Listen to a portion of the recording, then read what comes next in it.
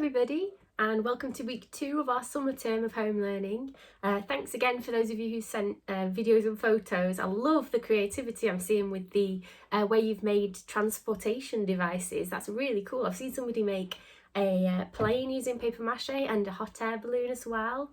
They're looking fantastic, so well done, guys. Today we're going to do our final week of learning about the naughty bus, and by the end of this week you will have written your very own story about your own naughty bus and its adventures. We're going to carry on with place value and just build upon our skills that we're learning there, and we're also going to learn about comparing numbers, which we'll start doing today, so that should be really fun. I hope you had a lovely weekend, and I'm looking forward to doing today's learning with you. Should we get ready for our stretch? Let's go. So find a space in the room. I've got some music today, which hopefully should motivate us a bit. So stretch your arms up in the sky. And out to the side. And spin to the left. And back to the middle. And spin to the right. And back to the middle. And shake your arms. Shake them up high. And let's roll our shoulders back. And can you roll your shoulders forward? And let's have a stretch. Try and touch your toes again. You're getting better. Oh, the music's got a bit more upbeat now. Should we do a jelly wobble? So wobble all your arms and legs. Wobble them high. Wobble them low. And let's spin on the spot this way. And this way. Let's do hopping on your right leg.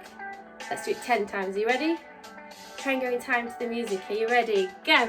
1, 2, 3, 4, 5, 6, 7, 8, 9, 10. Well done, and swap to your other leg. So your left leg, L shape on your hand if you've forgotten which way left is. Are you ready? 1, 2, 3, 4, 5, 6, 7, 8, 9, 10. Okay, lovely. Let's have a stretch over to this side. And the other side. And I think we're done. Should we get ready to learn?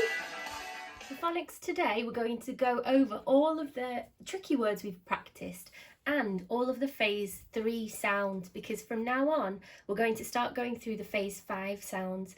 What I've decided to do is go through all my YouTube videos, and I'm going to add on which sound we learn in each video, so just in the title for each video. So if you find you need to practice any of the sounds we've done, you can go back to those ones and have a look. If you want more practice, there's absolutely loads of videos on YouTube. If you just type in, for example, the I sound with the trigraph IGH, you'll be able to find lots of videos where people go through those in different ways, just in case the way we've done it hasn't quite helped you remember. There are loads of different ways to look for online. So what we need to do first is figure out which sounds are we really good at and which sounds do we need to practice. So what should we do first? I think we should do tricky words. Will you get them out for us, Jerry? Okay, right, are you ready? The first one we're going to practice, what's this one? The, n, then. Fantastic. And we've got t, u, d, a. Oh, you're throwing them away for me, Jerry. S-A-I-D spells said. Friend. You got the next one, Jerry? Woo! Woo! Let's have that one again. It was a bit quick. S, ch, ool, school. Whew. Well done. Next one. Some. Next one. They. Next one. Was. Next one. Them. Oh, we like this one. Do you remember that one from last week? W-E-R-E spells were. And do you remember I lost one of the words, which was quite a funny one to lose? It was this one here. Where, oh, where is where? I lost that one, and the difference between those two is just one letter. We've got were, we've got where. Where has a H. Okay, I'm going to put that one down.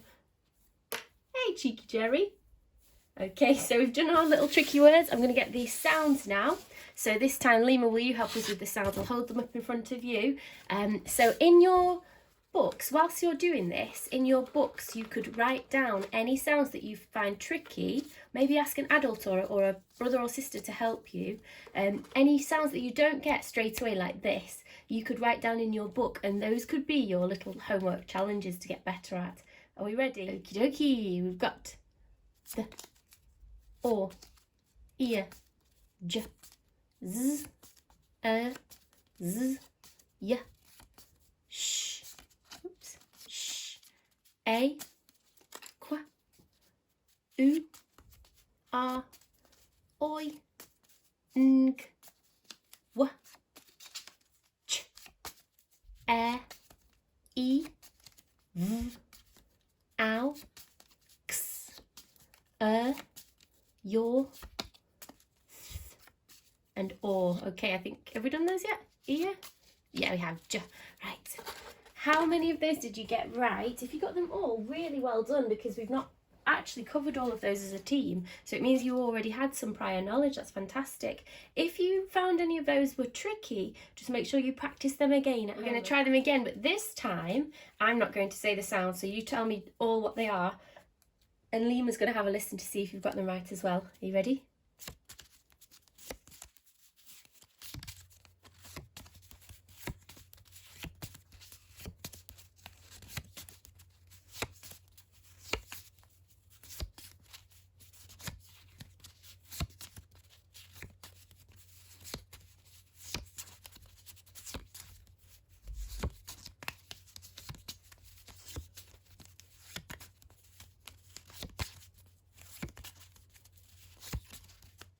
Well done. Fabulous effort. Did you think they did well there, Lima? Me too. So for today, we're going to start our very first phase 5 sound. So I'm going to put 5 there with a PH.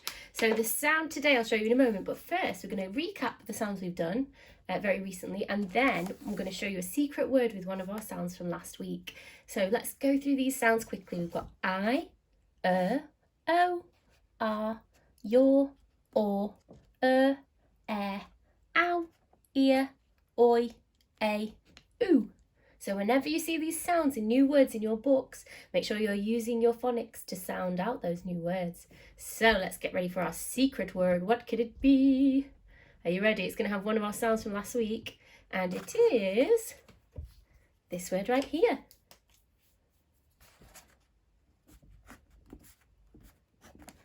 There's your sound buttons.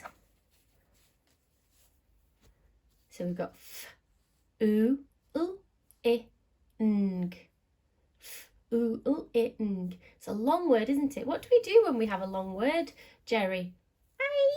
Oh yeah, we can chop it, can't we? So let's chop that word in half. So I'll cover this bit first, and we can see that. So it's f, oo, ul. What does that spell? Fool. And it ends with the suffix ing, which is I, ing, ing. So fool and ing make fooling. So you could say, you're not fooling me. It sort of means tricking you, doesn't it? Or making a fool out of you. So let's get on to our sound for the day. Before I reveal the sound of the day, I just want to explain to any parents at home that might be watching. So we've been doing a lot of these sounds on here, which are sounds from phase 3. So naturally the next step would be phase 4. And phase 4 is basically just a revision of these sounds and spelling and writing words with these sounds in it, that you can find loads of resources for on phonicsplay.co.uk or even Twinkle. So if you feel like you haven't quite got to grips with these sounds, we have been doing them throughout the year, but if you'd like some more practice, because there are some that are harder than others, please do feel free to cover phase 4 by using online resources. I'm just going to skip to the sounds in phase 5 because I think that's the most efficient way for me to use these videos to help you, but don't feel as if you can't do phase 4, because they will definitely help if that's where your child is at. So I'll just carry on with phase 5. So we see our sound for the day. It is W and H. And when these sounds get together, they make the W sound. It's very strange, but this H is a silent ninja letter again. So in WH, when they're together, they make the W sound, just like in our word where from our tricky word. Let me see if I can find it. Do you remember? It's got WHERE. It's also got the word here hidden in it. W makes the W sound. Where. So when we see this, the way we remember it is whistling whales whirl. So imagine a big whale. I'm going to draw a picture. You can draw a picture too. So the way you can draw a whale, actually, I'll show you a trick. If you do a kind of circle, so if you draw, I'll just ignore that one for now. If you draw a circle, and then if you drew a little triangle coming off it, and then you do kind of butterfly wing shape, and then you just curve it all together like that, you can have a little whale, and then you can give it the hole on its head where it blows water out, and then you can give it a little smile. They usually have a kind of stripy bit there, don't they, whales? And then you can give it some smiley eyes. So you can have whistling whales whirl. I'm going to have mine having a whistle. It's a bit hard to make it look like it's whistling. Whistling whales whirl. So if I draw some whirls around it. Whirls are kind of like swirls. If you're whirling and twirling, you're doing that and spinning around. So he's whistling a tune. Whistling whales whirl. Can you whistle? So whenever you see W and H next to each other, think of whistling whales whirl. And have you noticed I've done it on really special shiny paper? So because we're on phase 5 now, we get super paper. Whoa. Underneath here, I'm going to write some words that we can try and read together. Let's try this first word. We've got W-H-I-P. Whip. Whip. We need to train our brains so that when we see W and H next to each other, we don't say what we want to say, which is wh. We just say w. So whenever you see that cheeky H, just imagine it's a ninja letter trying to trick us. So WH makes w, ip, whip, whip. The next one, w-isk, w-isk. What's that word? Whisk. Some of you might have been doing a lot of baking since you've been at home, and you might have seen something. Oh, it's not a very good whisk. I've tried my best at a piece of kitchen equipment like this that you use to stir things and spin it really quickly so that it gets all the lumps out, and that's called a whisk. So you can whisk something to make it smooth. The next word, let's try this one. Got 2 digraphs, 2 double letters making one sound. W-h-eel. Wheel? Oh no, I made a mistake. What did I do then? I said the h when I shouldn't. So what is it really? W-e-l spells wheel. Ooh, this pen's getting a bit runny outy. A wheel. It's a lumpy wheel. Maybe it's got a flat tyre. You know this word, don't you? That's one of our tricky words. So this is the tricky bit, really. This is the super tricky bit. Where. Again, it looks like where or where, but it's where. Where on earth did I put the word where? Okie dokie. I'm going to challenge you to do some challenges on this side. Can you write the word whip? I'm going to cover these ones up. Try not to look in your book. Whip, using our w-h digraph. So W-H, whip. It should be like this. W-H-I-P, whip. Next one, can you write the word whisk? Whisk. With our digraph. So it should look like this. W-h-isk. W-H-I-S-K spells whisk. Next one, wheel.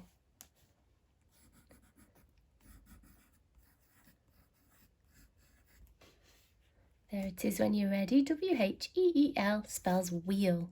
Okay, and last one. This is a bit of a challenge because it's our tricky word. Spell the word where.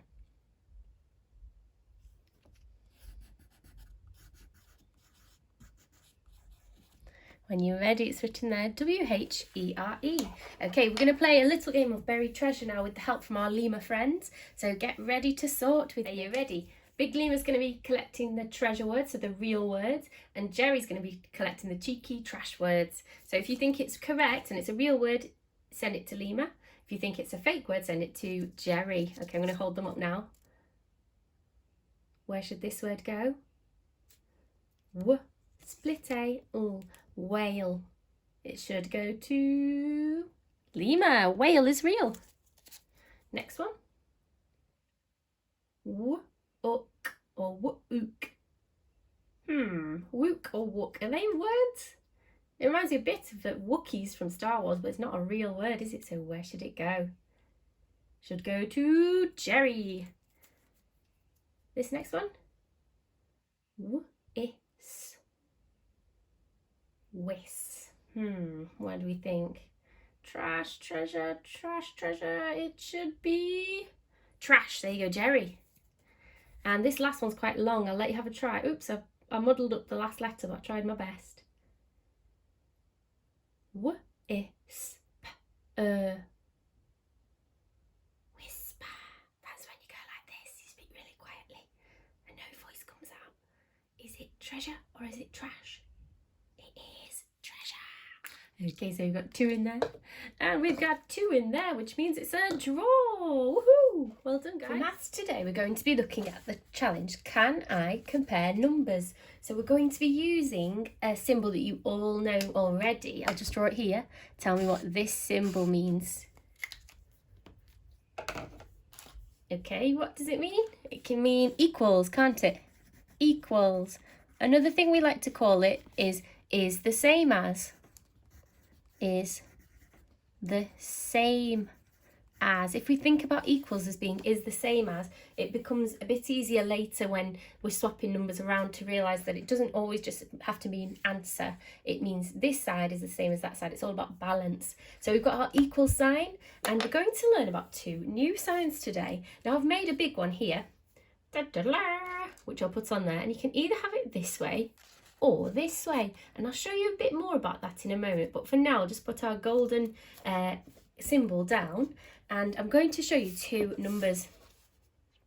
We've got these 2 numbers here, and I'd like you to tell me, or tell the person you're sitting with, or even tell a teddy if you're learning with a teddy, what is the difference between these 2 numbers, or what's the same as well. Just talk about these 2 numbers, tell me all about them. So pause the video now and see what you can come up with.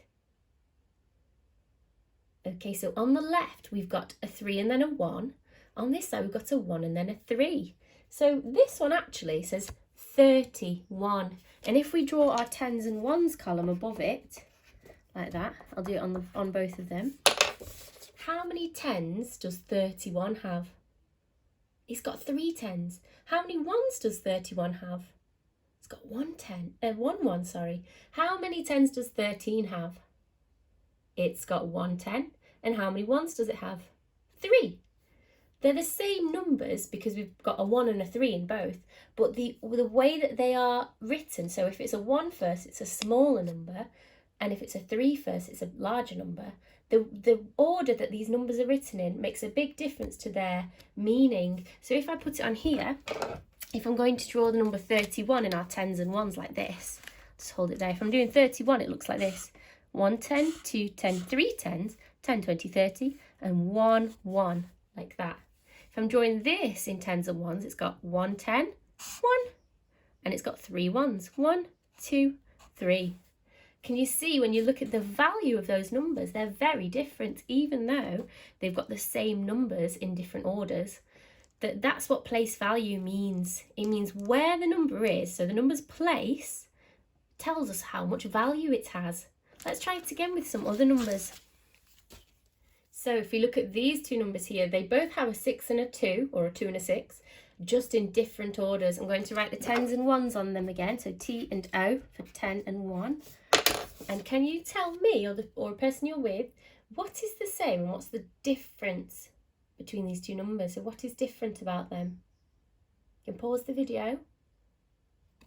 Okay, if I put one on top like that, maybe it's easy because then we've got all the 10s there and all the 1s there.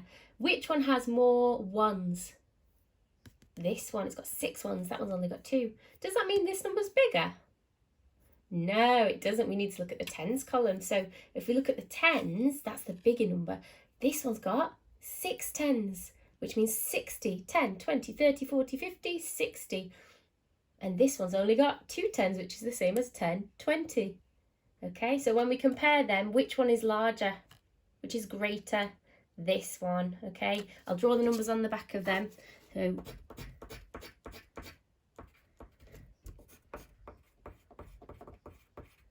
okay, so we've got 62 there. It's got 6 tens, 2 ones. It looks like this. 10, 20, 30, 40, 50, 60, 61, 62. This one, 26, has 2 tens, 6 ones, 10, 20, 21, 22, 23, 24, 25, 26. When you look at them as pictures, it's really easy to see which one is larger. That's what we need to start seeing numbers as these things, these tens and ones in our head. Okay, so what I'm going to show you now is how we use this special symbol. So we've got our 2 numbers, we've got 62 and 26, and here is our special golden symbol. Now this golden symbol is for comparing numbers and seeing which one is greater or larger and which one is less or smaller than. So it's less than. Which one of these 2 numbers would you say is the greatest? Okay, it's that one. So the way we can imagine this symbol is like a crocodile's mouth. Are you ready? Rah! So we've got our crocodile's chompy mouth. Nam, nam, nam. This is Croc who's going to help us with our learning today. So you can go either way, just like our symbol. And Croc only ever eats the largest numbers because he's really hungry. He's got to have a big dinner. So if he only has a small number, his belly is going to be rumbling, isn't it? So he's got to have the biggest number. So his wide open mouth needs to chomp towards the biggest number. Which number should he chomp? Which one should he go for? He should go for this because it's greater. So just like that, if you imagine that's Croc's mouth, we'll do it like this first. He wants to eat the biggest number, so let's feed it to him. I'll scrumple it up. Blah, blah, blah, blah, blah, blah. Delicious. So he loves that one. And this one's a bit too small, so that can go away. Should we try it with another number pair? We've got 13 and we've got 31. So which one should Croc chomp? What would you tell him? I'll just move you out the way, Jerry, so you don't get chomped. Should he chomp 13 or should he chomp 31? Which one's larger? Which one's greater, I should say. That's the maths way to say it. The greatest number is 31. So if we were writing this, we'd put Croc's mouth like that. We'd write 13, then Croc, and then 31 with his mouth pointing that way. So should we feed this to him? Let's scrumple it up. Are you ready, Croc? Oh, yes. Let's feed it to him. Nom, nom, nom, nom, nom. Delicious. Oh, it's there. Thank you. So the way we write this in our books when we're doing our numbers is, say if we had 62 and 26, I'll just write those down, 62, 26, and leave a gap in between. And the way we use this symbol, that's the maths way to do it. This is the fun way with Croc, and this is the maths way. So imagine Croc's mouth, and which way would it be facing? It would be facing open with its teeth pointing towards 62. So we draw a little version of Croc's mouth like that.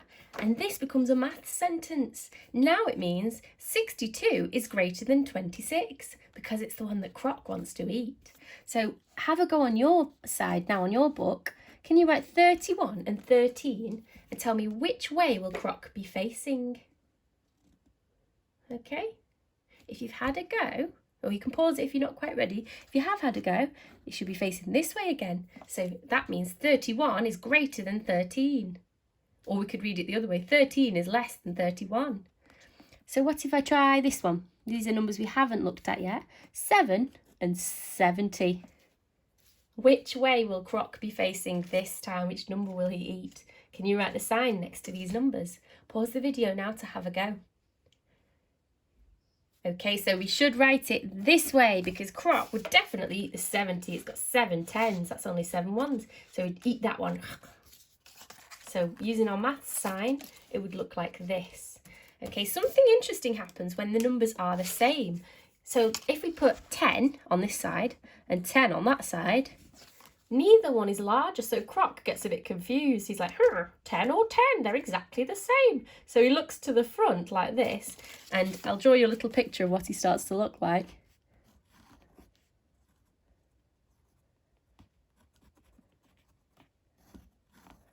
He looks to the front like that and goes, huh? I don't know. But what does that look like?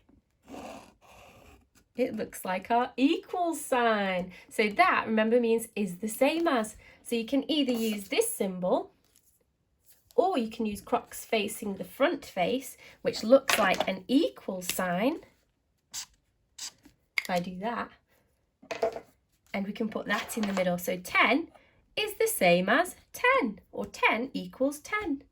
Okay, so have a think about that. You can practice with other numbers. Today's challenge, I'll just show you on here. I've written, this has been sent out as a sheet as well if you're in 1A or 1B, so have a little look at that. I've just written it down as well for those of you who haven't got access to the sheets if you're watching. So what it says is put this symbol, oops, our crocodile, but our golden version of it. So if you put this symbol either that way or that way, remembering the mouth eats the larger number or the greater number, in between these two numbers. So there's loads of different ones. First one is 12 and 35. So I'll just start the first one for you actually. We know that 12 only has one 10, whereas 35 has 3 10s, so it's bigger. So Croc would eat that way, like that. That's the first one done for you. So if you go through all these different ones and compare the numbers next to each other, you can use this, this, or equals. And then remember that the crocodile's hungry, rah, and he only eats the greatest number. If you're feeling on fire today and you want a mega challenge, write these numbers in order from least to greatest. So we've got 50, 10 and 30, 26, 24, 29, 45, 99 and 12. Pause the video and have a go at those now. Okay, if you haven't quite finished, just pause your video now because I'm just about to show you the answers, okay? Just going to move my hand now. So these are the answers, and if you want to pause the video and check yours, you can do that now. Well done, guys, especially well done if you managed to figure out all of these. Fantastic. For English today, we're going to think about the naughty bus again, and we're getting ready to write our very own stories about our naughty buses and their adventures. So in the book, The Naughty Bus, can you remember where it ends up? And it gets into a bit of trouble, doesn't it? So it actually falls into a pond and sinks all the way down and thinks, oh no, I've done a silly thing here.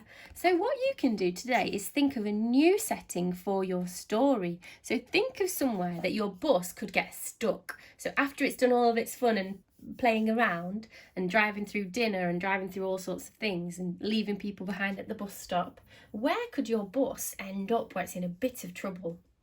It can be somewhere in the house. It could maybe be at the supermarket, or it could be maybe in a baby's playpen, so it might get put in the baby's mouth or something. You could think of something that wouldn't be very good for that toy bus, and it might spook it a bit.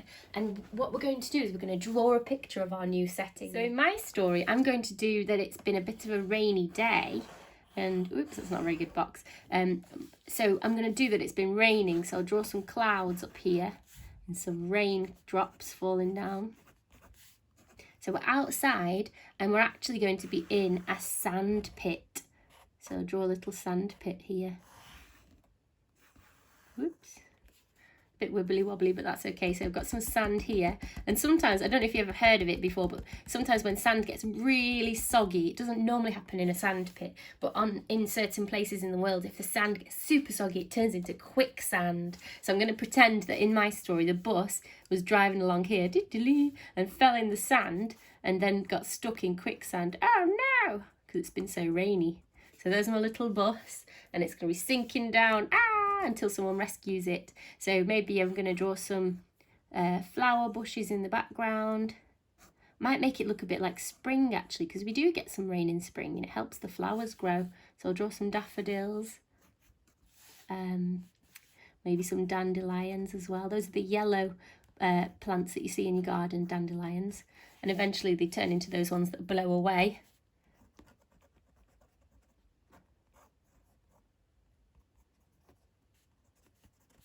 So we've got some flowers, maybe I'll have a tree. Oh, I've turned that cloud into a tree somehow.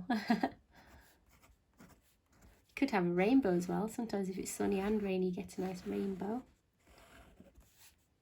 And I like the rainbows. On my daily walks, I see lots of them in windows, and it really does cheer everybody up, doesn't it? So once you've drawn your setter, yours will be different to mine, obviously, because I bet you'll have really good ideas. So after you've done that, something we like to do is think of adjectives to write around it. So you could say, I'm just going to do a label and say sand, but I'm going to call it quicksand instead. Quick is an adjective. Quicksand. Well, actually, quicksand is a thing, but the word quick is usually an adjective. This one I'm going to say pretty flower. I'm going to use the word soggy as well, soggy sand. S-O-G-G-E. I'm going to have icy rain. Ooh, icy rain makes you shiver, doesn't it? Oops, I started writing icy shiver then. Icy rain, using our A digraph that we learnt. So we've got icy rain, quicksand, soggy, pretty flower, sparkling rainbow, or shimmering rainbow, something like that. Oops, I've just put sparkling. I need sparkling. R-A-N-B-O. Sparkling rainbow. What else could we have? Misty. I might have that it's misty. Misty. That's like foggy. Oh, foggy is another word, actually. I could have that. Maybe it's quiet and peaceful. I like peaceful. That's a good word. It's very peaceful at the moment. You know, if you go on your daily walk or if you have a garden and you sit outside, it's really nice and peaceful, and the birds are chirping too. Actually, I got woken up by a goose this morning, honking really loudly. So we've got quiet, peaceful, soggy, sparkling rainbow, foggy, misty, quicksand, pretty flower, any other adjectives you can think of. The more we come up with now, the easier it will be when we write our story later. Okay, so try and think of as many as you can. I would love to see anybody setting descriptions if you don't mind sharing. Thank you so much to those of you who've been sending photos or putting them on the blog. It absolutely makes my day and I love seeing them. I do miss you all so much, and it just reminds me that you're having a great time learning at home. Even if it's nothing that we've done together, if you're just proud of something and want to share it, just do get in touch because it's lovely to see. Thanks guys. So I hope you've enjoyed the learning today. We're just going to do a little bit of topic next. Oh! Jerry, what have you got there? I've got a suitcase. Where are you going? I want to go to Kenya, where Handa's from. Kenya? Wow, that sounds fun. It's going to be hot there. Oops. And what have you packed in your bag then, Jerry? I haven't got anything yet, but I'm going to put some cool things in there. Will you help me? Oh, yeah, we'd love to. So Kenya's going to be really hot, isn't it? Because it's in the continent of Africa. Yeah, so what we're going to need is some kind of summery clothes and maybe like sun cream, things like that. Should we draw a little plan on your suitcase and then you'll know what to take? Yes, please. Okay, let's help Jerry with his packing then. So if you put that there, Jerry, and I'll get my pencil and we can help you think of some things to do. So if you're following along at home, maybe you could print out the one that we sent out, or you could just make a suitcase like this, like Jerry's done, and then think of the things we need to get to go on our holiday. So if you're planning a trip to Kenya, I'll write Kenya on there so we don't forget, and think what kinds of things might Alima need to go to Kenya, or might anybody need to go to Kenya? I think that because you've got nice bright eyes, we should shield them from the sun, shouldn't we, and keep them safe. So maybe if we gave you a special little hat, a little sun hat to wear. So I'm going to draw you a hat and put sun hat. S-O-N-H-A-T. Is that a good idea? Yeah. What else should we do? We were thinking of some maybe sun cream as well. It's very important. We've got some nice weather at the moment. It's very important when the sun is out that you wear some sun cream. Now, factor 50 is really good. That really protects your skin. And it sometimes smells really nice as well. So sun, S-O-N-K-R-E. Sun cream. That'll keep you nice and safe in the hot sun. What else might you take to Kenya? Now you don't want to wear big boots on your lemur feet. So what kind of shoes might you take? Maybe flip-flops? Yeah, that's a good idea. Let's draw some flip-flops. Okay, so I'll put flip-flops on here. I love flip-flops. Just makes me think of holidays. So I've tried to draw some flip-flops there.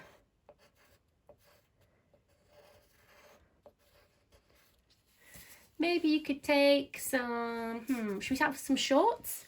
Oh, I need to write flip-flops as well. F-L-I-P, flip, F-L-Op, F-L-Op, flip-flops. Fantastic. Okay, so maybe you could take some shorts. Should we have some Lima shorts? Yeah, okay, so I'll do some Lima shorts. What pattern do you like, Lima? I like leaves. Should we do some leaves on there then? Yes, please. Okie dokie, I'm going to draw some leaves on your shorts so when you go swimming you'll look super fashionable. Woohoo!